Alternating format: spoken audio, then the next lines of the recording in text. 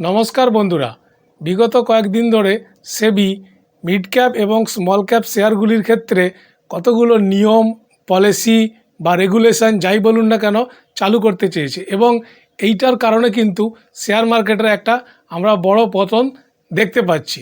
এবং এই সেবির এই পলিসি বা রেগুলেশনের মেন যেটা জিনিস ছিল সেটা হচ্ছে স্ট্রেস টেস্ট, মানে প্রত্যেকটা মিউচুয়াল ফান্ড কোম্পানিকে তাদের মিড ক্যাপ এবং স্মল ক্যাপ ক্যাটাগরির ফান্ডগুলোকে এই স্ট্রেস টেস্ট করতে বলা হয়েছিল এবং এই প্রত্যেকটা মিউচুয়াল ফান্ড কোম্পানি ধীরে ধীরে তাদের এই টেস্টের রেজাল্টটা কিন্তু আউট করে দিয়েছে। তো এই ভিডিওতে আমরা দেখব এই রেজাল্টটা, এই টেস্টের রেজাল্টটা এটা অ্যাকচুয়ালি কী কী থাকে এবং কী কী প্যারামিটার এর মধ্যে থেকে আমরা জানতে পারবো এবং এই রেজাল্টের ফলে আমাদের ইনভেস্টরদের কি উপকার হবে এটা আমরা জানতে পারবো এবং সেবি কেন এই ঝটকাটা শেয়ার মার্কেটের মধ্যে দিলেন সেটাও কিন্তু আমরা এই ভিডিওতে বিস্তারিত জানতে পারবো। তো চলুন আগে আমরা এই রিপোর্টটার মধ্যে কি কি লেখা থাকে সেটা দেখে নেই। তো এই রিপোর্টটার মধ্যে যেটা লেখা আছে সেটা প্রথমে আমরা চলে যাচ্ছি যে নিপন ইন্ডিয়া মিউচুয়াল ফান্ড, কারণ এদের যে স্মল ক্যাপ ফান্ডটা আছে এটা সবথেকে বড় সাইজের। তো এই Nipon India small cap fund তাদের যে রিলিজ করেছে নিপন ইন্ডিয়া স্ট্রেস টেস্টটা, সেটা হচ্ছে যে তাদের যদি পোর্টফোলিও থেকে 50% উইথড্রল করার মতো অর্ডার আসে, 50% উইথড্র করার মতো অর্ডার আসে, তাহলে তারা কত দিনে দিতে পারবে না, তারা কিন্তু 27 দিনের মধ্যে এই টাকাটা কিন্তু ইনভেস্টারদের দিয়ে দিতে পারবে।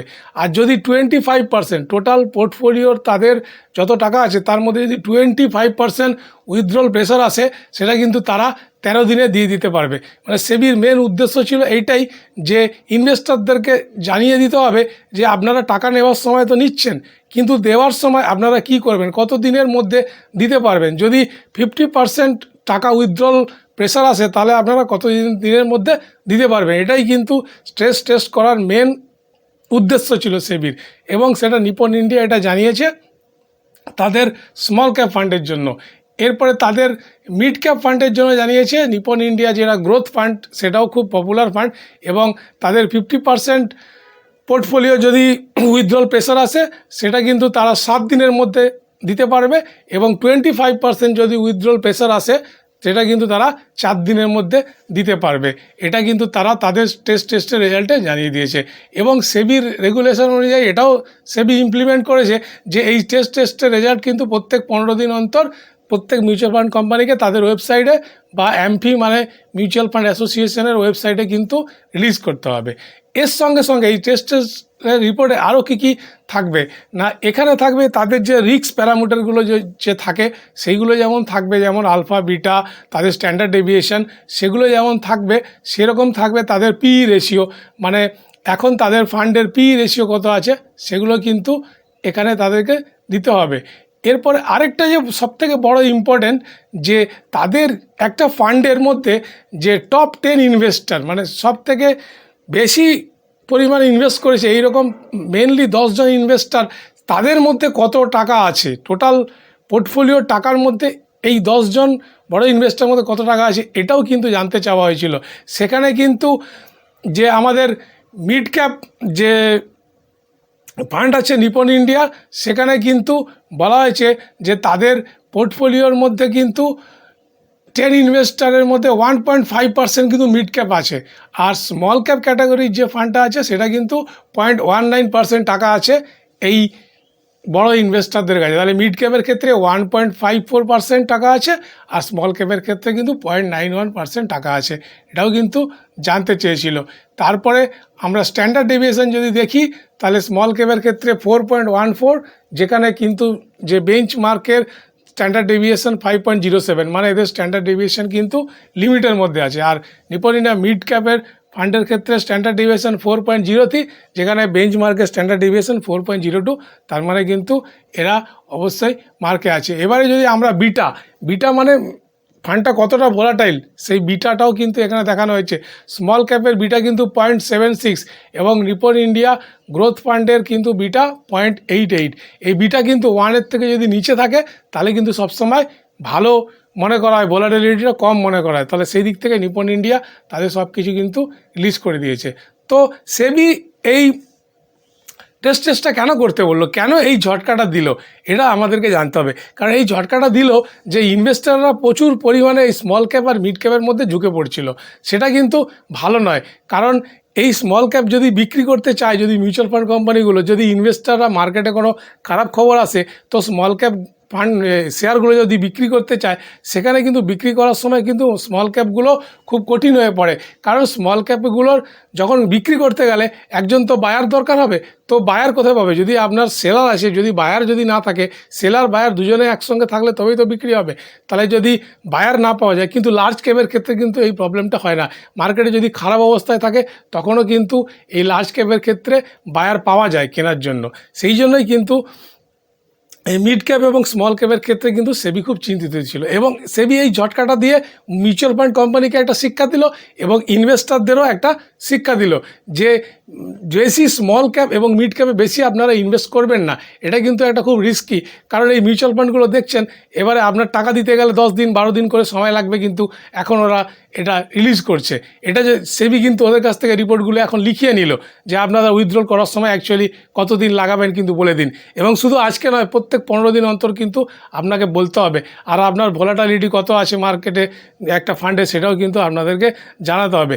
অনেকেই ভাবছেন সেবি ইচ্ছে করে মার্কেটটা গিরালো, কিন্তু ইচ্ছে করে না, এটা একটা মার্কেট রেগুলেটরি, এটা তাদের কাজ ছিল, সেই জন্য সে কিন্তু এটা করেছে। এবং এই যে ভয়ে বা আতঙ্কে অনেকেই কিন্তু অনেক শেয়ার বিক্রি করে দিয়েছেন মিড ক্যাপ বা স্মল ক্যাপে, সে যে এরপরে কী হবে। কিন্তু এটা এমন কিছু না, এটা নর্মাল শেয়ার মার্কেট, এরকম ছোট কিন্তু এরকম নিউজ আসে বা খবর আসে বা রেগুলেটরি বডি কিছু একটা রুলস জারি করে, তার জন্য কিন্তু সেই মার্কেট থেকে বেরিয়ে যাওয়ার কোনো দরকার হয় না। এরপরে আমরা আরেকটা মিউচুয়াল ফান্ড দেখে নেব, সেটা হচ্ছে খুব পপুলার, সেটা হচ্ছে কোয়ান্ট মিউচুয়াল ফান্ড। এই কোয়ান্ট মিউচুয়াল ফান্ড কিন্তু সর্বপ্রথম এই রিপোর্টটা কিন্তু রিলিজ করেছে, মানে এই স্ট্রেস টেস্ট রিপোর্টটা রিলিজ করেছে। তাই কোয়ান্ট মিউচুয়াল ফান্ডের রিপোর্টটাও কিন্তু আমরা দেখে নেব। কোয়ান্ট মিউচুয়াল ফান্ড কী বলছে, তাদের যে স্মল ক্যাপ ক্যাটাগরি ফান্ড আছে, সেখানে 50% টাকা যদি উইথড্রলের প্রেশার আসে, তারা 22 দিনের মধ্যে কিন্তু রিলিজ করে দিতে পারবে। আর 25% টাকার যদি রিলিজের অর্ডার আসে, তারা কিন্তু 11 দিনের মধ্যে ইনভেস্টারদেরকে দিয়ে দিতে পারবে। এটা স্মল ক্যাপের কথা বললাম। আর যদি মিড ক্যাপের ক্ষেত্রে সেটা কী হবে না, 50% টাকা কিন্তু তারা 6 দিনের মধ্যে দিয়ে দিতে পারে, এবং 25% টাকা কিন্তু তারা 3 দিনের মধ্যে দিতে পারবে, সেটা তারা রিলিজ করেছে। এটা হচ্ছে আমি কোয়ান্ট মিউচুয়াল ফান্ডের কথা বলছি, স্মল ক্যাপ এবং মিড ক্যাপ। এরপরে আমরা আসছি তাদের টপ 10 ইনভেস্টরদের কাছে কত টাকা আছে।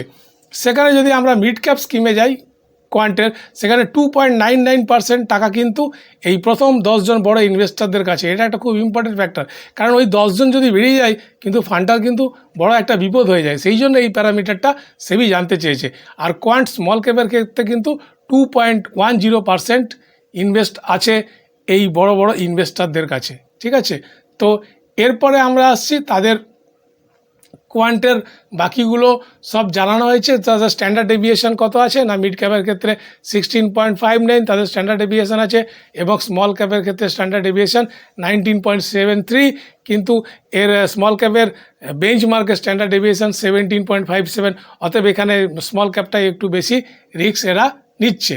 তো এরপরে আমরা বিটাতে চলে যাব, যে কোয়ান্ট মিড ক্যাপের যেটা বিটা আছে 0.96, এবং স্মল ক্যাপের বিটা হচ্ছে 1.03। তাহলে এই কোয়ান্ট কিন্তু স্মল ক্যাপটা কিন্তু একটু বেশি রিস্কি আছে, কারণ তার বিটা কিন্তু 1.03 আছে।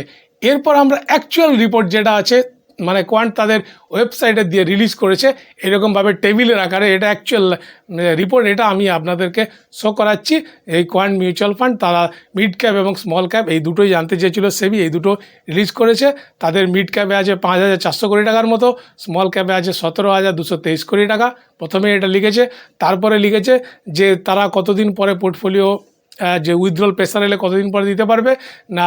মিড ক্যাপের ক্ষেত্রে আমরা ধরি 50% হলে 6 দিন, 25% হলে 3 দিন লাগবে, এবং স্মল ক্যাপের ক্ষেত্রে 50% হলে 22 দিন এবং 11 দিন লাগবে। তারপরে তারা টপ ইনভেস্টরদের মধ্যে কত আছে এটা লিখিয়েছে, এবং এবার লিখিয়েছে লার্জ ক্যাপ, মিড ক্যাপ এবং স্মল ক্যাপের মধ্যে তাদের কত টাকা করে ভাগ করা আছে কোন ফান্ডে, সেটাও তারা মেনশন করেছে, এবং তাদের কাছে ক্যাশ কত টাকা আছে। অনেক mutual fund company, maximum mutual fund company কিছু টাকা ক্যাশ রেখে দেন, যাতে কিন্তু উইথড্রল প্রেসার আসলে তারা কিন্তু এটা দিতে পারে। সেটাই জন্য এই ক্যাশ কত আছে সেটাও কিন্তু জানানো হয়েছে। যেমন মিড ক্যাপ কোম্পানিটা 3.07% ক্যাশ রাখা আছে এবং স্মল ক্যাপ ফান্ডে তাদের 5.53% ক্যাশ রাখা আছে। তারপরে হচ্ছে পোর্টফোলিও স্ট্যান্ডার্ড ডেভিয়েশন এরা মেনশন করেছে, তারপরে বিটাও মেনশন করেছে।